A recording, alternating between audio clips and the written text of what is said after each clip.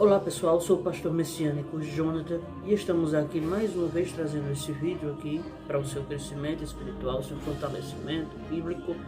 E hoje vamos aprender acerca do capítulo 3 do Evangelho de São Mateus. Veremos aí por trás o verdadeiro sentido do batismo de Yeshua. Será que ele se batizou simplesmente para dar exemplo, como é que ensina o cristianismo da atualidade? Como era aí o verdadeiro sentido que há por trás desse batismo? Porque sabemos que o batismo de João era para arrependimento dos pecados, mas Jesus e Yeshua não tinham pecado. Por que então ele se batiza? É para dar exemplo? Não. Se você continuar até o fim desse vídeo, você irá entender o porquê que ele fez o seu batismo. E isso vamos mostrar com detalhes do que as Escrituras Sagradas têm para nos mostrar. Então, peço a você, deixa aí o seu like, se inscreva em nosso canal e ative as notificações. Se você não deixar o seu like, o YouTube entende que você não gostou do meu vídeo. E o melhor de tudo, é totalmente gratuito e você não vai pagar nada por isso. Só vai sair ganhando. Se inscreva para que você possa se aproximar de Deus e também se tornar um missionário através de nossas vidas. Ok? Então, vamos começar com os detalhes desse texto. Vamos lá. Capítulo 3, versículo 1. Está escrito: E naqueles dias apareceu João o Batista, pregando no deserto da Judeia, e dizendo: Arrependei-vos, porque é chegado o reino dos céus. Porque este é o anunciado pelo profeta Yeshayahu, profeta Isaías, que disse: Voz do que clama no deserto, preparai o caminho do Senhor e endireitai as suas veredas. Amados, em primeiro lugar, nós vamos ver aqui que Mateus ele começa fazendo a citação dos profetas. Como nós já vimos no vídeo anterior, e vai aparecer nesse card aí, ou aqui.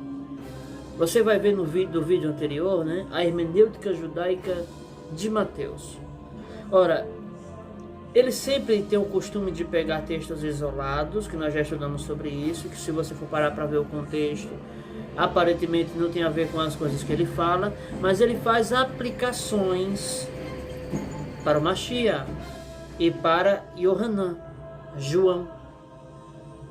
Então, ele pega o texto de Yeshayahu, capítulo 40, versículo 3, e faz a citação aqui no capítulo 3, versículo 3 do seu evangelho.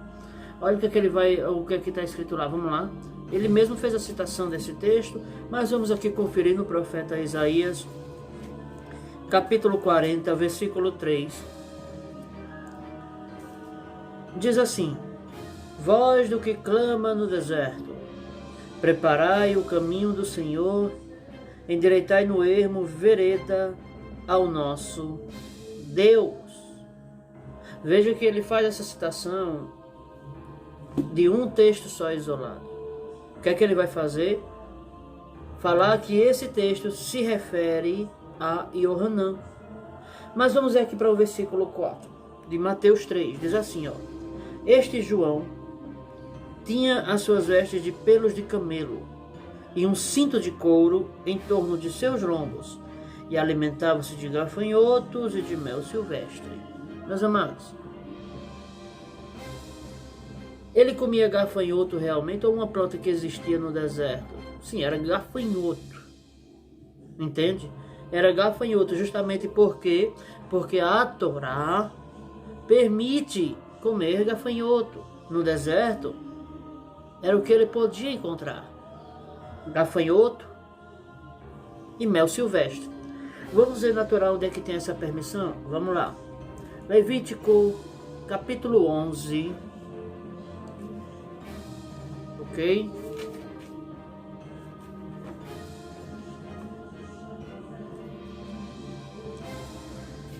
No livro de Vaikra, Levítico, né?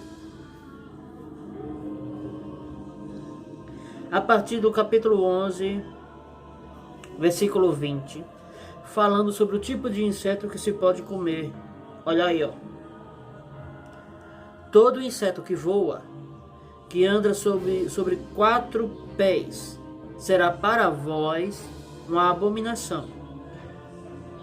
Mas isto comereis, de todo inseto que voa, que anda sobre 4 pés, o que tiver pernas sobre os seus pés, para saltar com elas sobre a terra.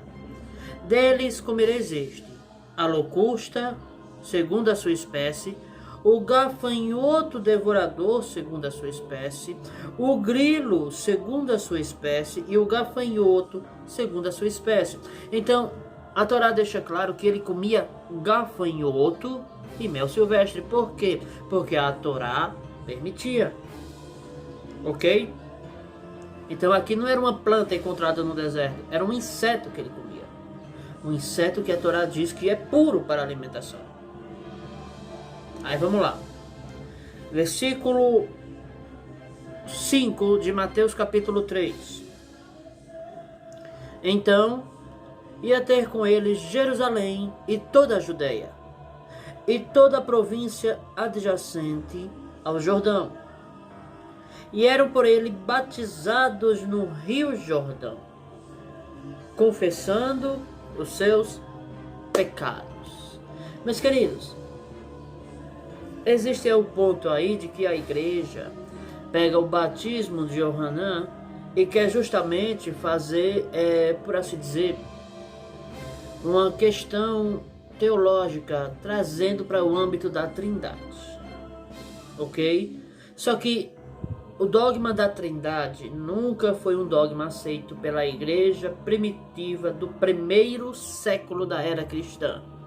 No período do primeiro século, a igreja nunca acreditou em Trindade.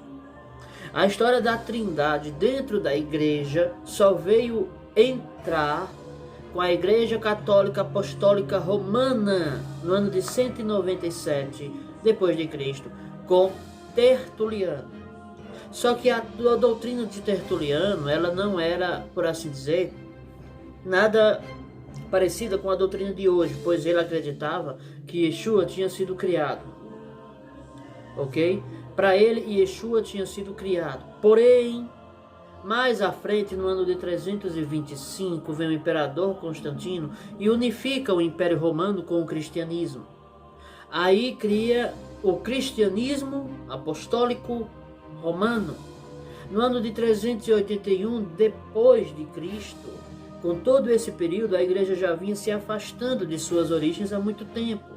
Desde o ano 110, com Barnabé, um dos pais da igreja, que ele se infiltrou no meio da igreja primitiva e começou a ensinar doutrinas romanas. A igreja, então, dando ouvidos a ele, não é?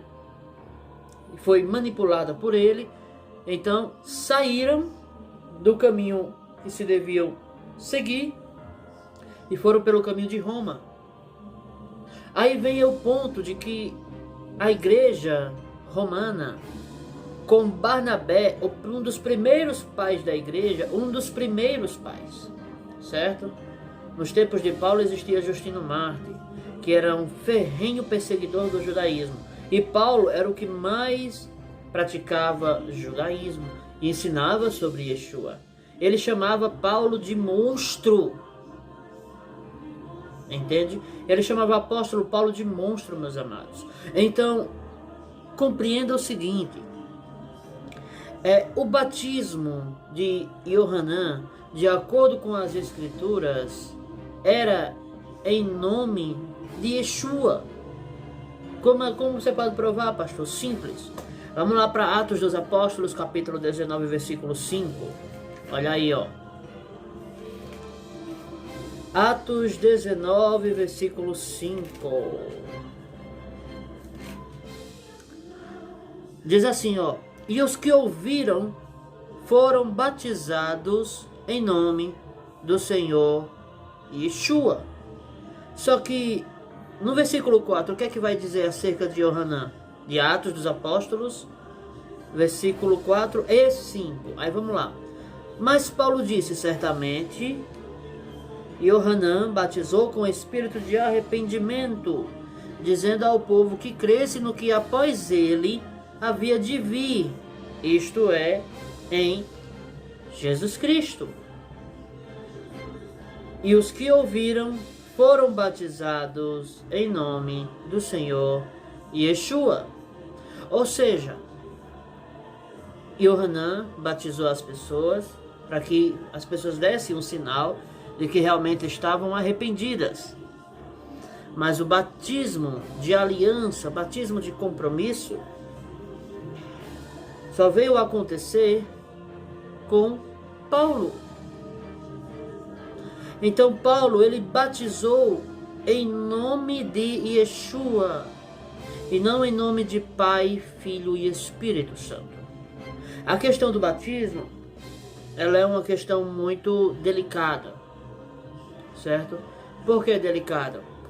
Porque a igreja batiza em nome da Trindade e a doutrina trinitariana não é uma doutrina primitiva cristã, é uma doutrina romana primitiva. Ela veio de Roma, não de Jerusalém, não de Jerusalém. Então, essa questão de que Deus é três em um, três pessoas em um, não tem base bíblica, ok? O batismo bíblico é o batismo em nome de Yeshua, usado de duas formas. Quais são? Aspersão, se necessário, e imersão. Agora, aspersão, pastor, sim, aspersão. Veja o que aqui diz as Escrituras, profeta Ezequiel, capítulo 36, versículo 25, diz assim, ó: Então aspergirei água pura sobre vós, e ficareis purificados de todas as vossas imundícias, e de todos os vossos ídolos vos purificarei. O que é que Deus está dizendo aqui através do profeta? Que ele iria aspergir água sobre nós. Não é nos mergulhar em água, é nos aspergir sobre nós. Água. Então, de acordo com o profeta Ezequiel, a aspersão faz com que os seus pecados sejam perdoados. Mas, meus queridos, aspergir água é um costume judaico, ok? Está nas Escrituras Sagradas, bem como eles também aspergiam sangue sobre o altar. Entende? Eles pegavam com seus dedos e começavam a aspergir sangue sobre o altar nos momentos do sacrifício. Então, a questão do batismo, ela é delicada porque a igreja se afastou das suas origens, ok? A igreja se afasta de suas origens. Mas, contudo, o batismo em nome de Yeshua é o batismo bíblico que nos leva ao arrependimento, à sinceridade com Deus. E é através disso que os nossos pecados são perdoados. Atos, capítulo 2, versículo 38, fala sobre isso. Olha o que é que vai dizer aqui, ó. Atos 2, 38.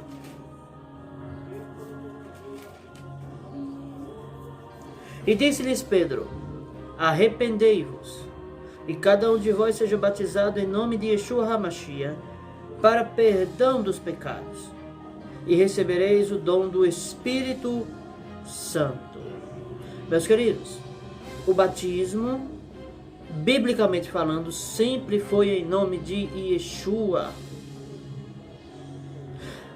Aí alguns podem ainda chegar: pastor, mas tem Mateus 28, 19 falando sobre o batismo em nome do Pai, Filho e Espírito Santo.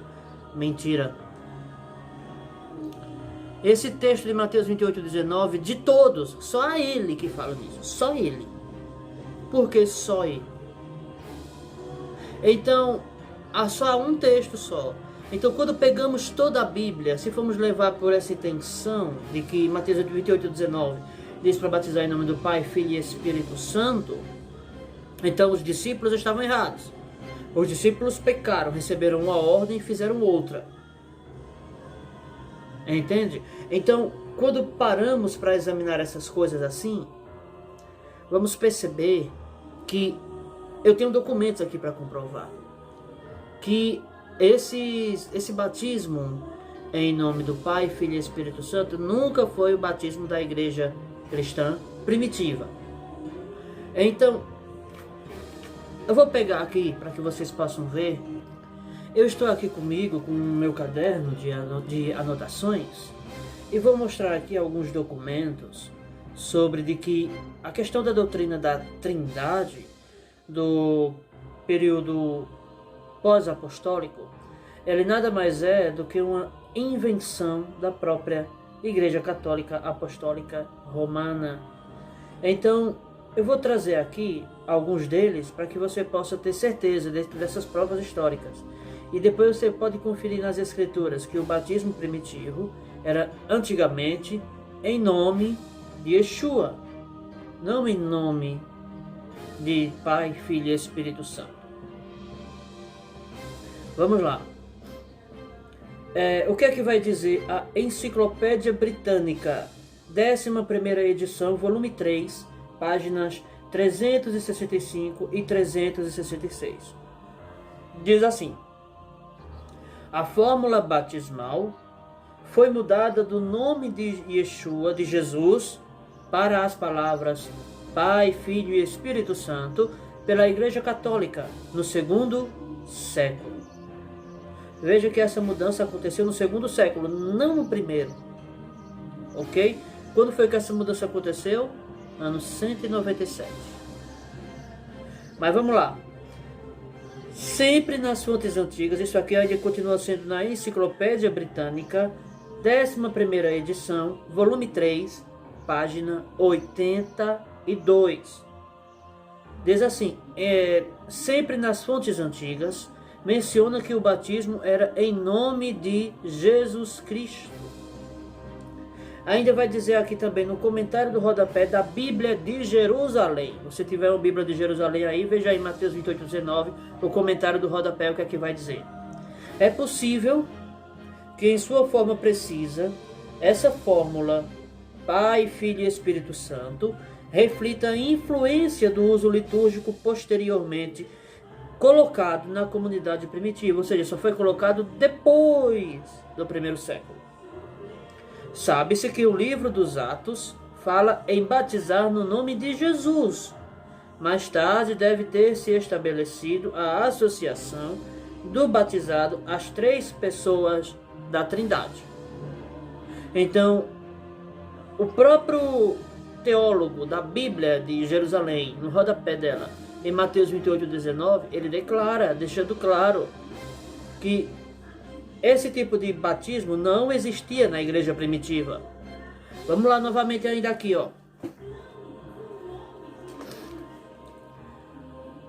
Ainda no livro Depois de Jesus, o Triunfo do Cristianismo, página 36, seleção do Reader Digest, diz assim: um dos rituais mais dramáticos observados pelos primeiros cristãos foi o batismo. O seu objetivo era lavar toda a impureza resultante do pecado, preparando assim o iniciado para a sua nova vida. Na sua forma mais elementar, a cerimônia exigia do candidato uma profissão de fé, seguida da imersão total na água em nome de Jesus Cristo. Livro Depois de Jesus, o Triunfo do Cristianismo, página 36. Ainda também na Enciclopédia da Religião, tópico Carney, página 53, diz assim: a religião primitiva sempre batizava em nome do Senhor Jesus, até o desenvolvimento da doutrina da Trindade no segundo século. Logo, o batismo sempre foi em nome do Senhor Yeshua. Veja aí. Ainda na Enciclopédia da Religião, tópico Hastings, volume 2, páginas 377 até 389, está em inglês. Você vai ler o seguinte: o batismo cristão era administrado usando o nome de Jesus, O uso da fórmula trinitariana de nenhuma forma foi sugerida pela história da igreja primitiva. O batismo foi sempre em nome do Senhor Jesus até o tempo do mártir Justino, quando a fórmula da Trindade foi usada. Enciclopédia da Religião, tópico Hastings, volume 2, páginas 377 a 389, em inglês. Ainda na obra Introdução ao Cristianismo, capítulo 2, página 82, que teve o autor, que o Papa Benedito XVI foi o autor dessa obra, certo? Ele foi o cardeal Joseph Ratzinger, o que foi o Papa Benedito XVI, 16º.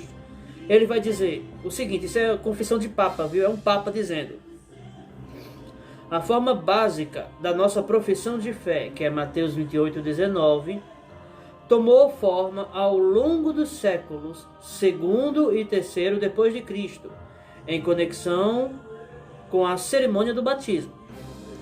Trata-se originariamente de uma fórmula nascida em Roma. Joseph Ratzinger foi o Papa Benedito XVI que disse que o batismo em nome da Trindade surgiu na Igreja Romana. Agora vamos lá. O que é que ele diz mais aqui? No compêndio da história da Igreja, de autoria de Frei Dagoberto Romagui, volume 1, intitulado A Antiguidade Cristã, impresso pela editora Vozes, páginas 90 a 93 e 143 a 145, diz que a ordem do batismo em nome do Pai, do Filho e do Espírito Santo saiu da pena de Tertuliano no ano de 197 depois de Cristo. Olha o que eu falei aqui acerca de Tertuliano. Então, vou apresentar aqui mais alguns documentos. Olha aqui, ó. Eusébio de Cesareia. Quem era Eusébio de Cesareia? Foi uma das pessoas mais célebres do cristianismo. O que era que ele ensinava? Olha aí, ó. Eusébio de Cesareia, pai da história eclesiástica. Ele citava Mateus 28:19 da seguinte maneira: Ide, fazei discípulos de todas as nações em meu nome. Livro História Eclesiástica, livro 3, capítulo 24, parágrafo 6. De acordo com ele, o texto original não mandava batizar em nome da Trindade. Então, veja que todos esses documentos comprovam que o batismo sempre foi em nome de Yeshua. Isso aqui são documentos históricos, meus queridos. Ok? Documentos históricos. E contra fatos, não há argumentos. Então vamos continuar aqui a nossa leitura. Vou pegar minha Bíblia aqui, para que possamos continuar aprendendo, né? Então já fiquem cientes. Todos esses documentos comprovam que, momento nenhum, a igreja primitiva apostólica batizava em nome de Trindade. Então, vamos continuar aqui. Versículo 6. E eram por ele batizados no Rio Jordão, confessando os seus pecados. Versículo 7 de Mateus 3. E vendo ele muitos dos fariseus e dos saduceus que vinham ao seu batismo, dizia-lhes: raça de víboras, quem vos ensinou a fugir da ira futura? Produzi, pois, frutos dignos de arrependimento. E não presumais de vós mesmos, dizendo: temos por pai a Abraão. Porque eu vos digo que, mesmo dessas pedras, Deus pode suscitar filhos a Abraão. E também agora está posto o machado à raiz das árvores. Toda árvore, pois, que não produz bom fruto, é cortada e lançada no fogo. E eu, em verdade, vos batizo com água para o arrependimento. Mas aquele que vem após mim é mais poderoso do que eu, cujas sandálias não sou digno de levar. Ele vos batizará com o Espírito Santo e com fogo. Meus queridos, o que é o batismo com o Espírito Santo e com fogo. A igreja pentecostal, ela chega a dizer que ser batizado com fogo é você sentir aquele fogo dentro de você, ser batizado com o Espírito é você falar em línguas e tudo mais. Não. Ser batizado com o Espírito é você mergulhar nas coisas do Espírito. As coisas do Espírito não são a igreja. As coisas do Espírito são as suas atitudes, as suas obras. E você precisa andar pela lei espiritual. Que o apóstolo Paulo vai falar que essa lei espiritual é a lei de Moisés. Isso é andar pela lei do Espírito. Ser batizado pelo Espírito é você ser cheio do Espírito, guardando os mandamentos espirituais de Deus. Os 10 mandamentos, guardando a Torá, observando a vontade de Deus. Agora, e ser batizado com fogo? O que é isso, amados? Fogo, nas Escrituras, é símbolo de sofrimento, de dor. Consequentemente, ser batizado no fogo é você sofrer. João está dizendo que ele vai fazer vocês sofrerem. Ser batizado no fogo não é falar em línguas, rodar, pular, gritar feito louco dentro da igreja, nada disso. Ser batizado no fogo é você passar perseguições por conta dele. Versículo 12. Em sua mão tem a pá, e limpará a sua eira, e recolherá no celeiro o seu trigo, e queimará a palha com fogo que nunca se apagará. Então veio Yeshua da Galileia ter com João, junto do Jordão, para ser batizado por ele. Mas João opunha-se-lhe, dizendo: eu preciso de ser batizado por ti, e vens tu a mim? Jesus, porém, respondendo, disse-lhe: deixa por agora, porque assim nos convém cumprir toda a lei. Então ele o permitiu. Meus queridos, os versículos 16 e 17, eles não existem nos manuscritos antigos mais antigos. Nos manuscritos semitas, mais antigos. Por que não existem? Porque não são... Isso aqui é nada mais nada menos do que um acréscimo feito pela Igreja Católica. Então esses últimos versículos 16 e 17 não existem nos manuscritos semitas mais antigos. Isso aqui foi a Igreja Católica Apostólica Romana quem adicionou. Ok? Mas é interessante que Yeshua aqui fala sobre cumprir a lei ou justiça, tanto faz. Se você for parar para ver aqui, por que ele fez? Qual era a intenção? Era simplesmente dar exemplo? Não. Cumprir a lei. Que lei ele precisava cumprir? Vamos lá. Capítulo 40, versículo 12 até o 16 do livro de Êxodo, mostra qual era a lei que ele precisava cumprir. Aqui, ó. Só que algumas pessoas podem chegar a dizer, ok, daqui a pouco a gente entra nesse assunto. Vamos lá. Capítulo 40, versículo 12. Farás também chegar a Arão e a seus filhos à porta da tenda da congregação, e os lavarás com água, e vestirás a Arão as vestes santas, e o ungirás e o santificarás, para que me administre o sacerdócio. Também farás chegar a seus filhos, e lhes vestirás as túnicas, e os ungirás como ungiste a seu pai, para que me administre o sacerdócio, e a sua unção lhe será por sacerdócio perpétuo nas suas gerações. E Moisés fez conforme tudo o que o Senhor lhe ordenou, assim o fez. Meus queridos, se for parar para ver um pouquinho aqui, vai ver que a intenção de Yeshua era cumprir a lei. Mas que lei? Quando ele se batizou, por ele não ter pecado, ele porém era da tribo de Judá, de acordo com Hebreus. Né? Hebreus, se não me falhar a memória agora, se não estiver enganado. Se eu estiver enganado, eu vou colocar aqui embaixo na tela. Hebreus capítulo 7. Se ele fosse, como ele era de Judá, ele nem sequer podia ser sacerdote. Porque existiam ainda sacerdotes que ofereciam sacrifício segundo a lei.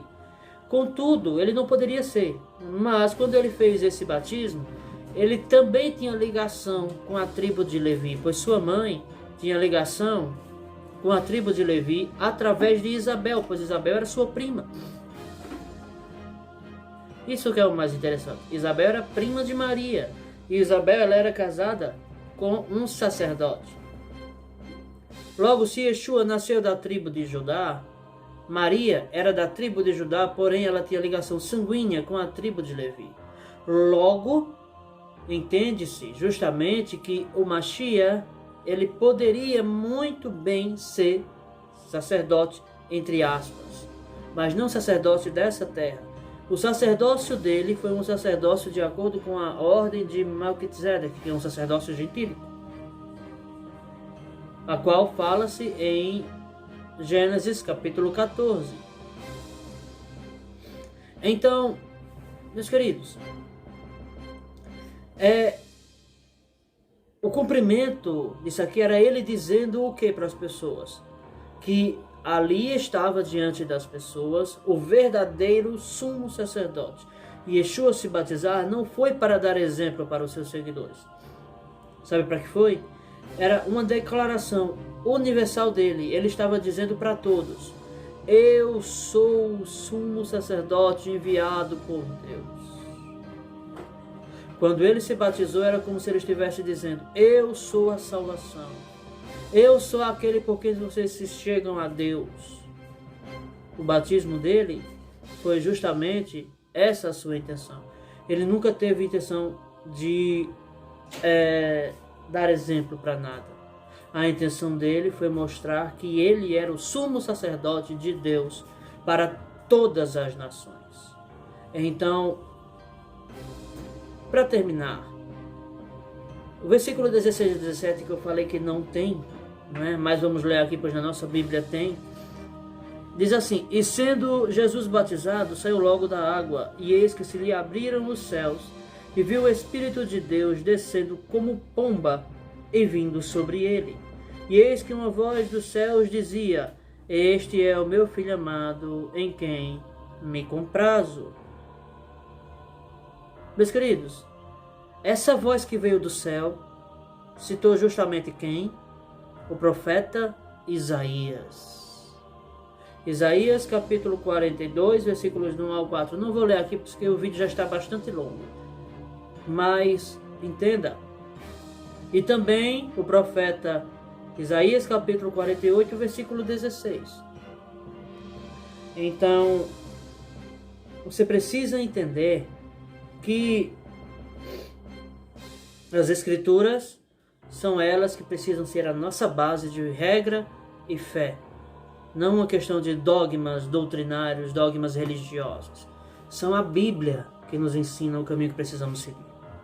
Então, que Deus abençoe a todos. Deixe seu like, se inscreva no nosso canal. É totalmente gratuito, certo? Você não vai pagar nada.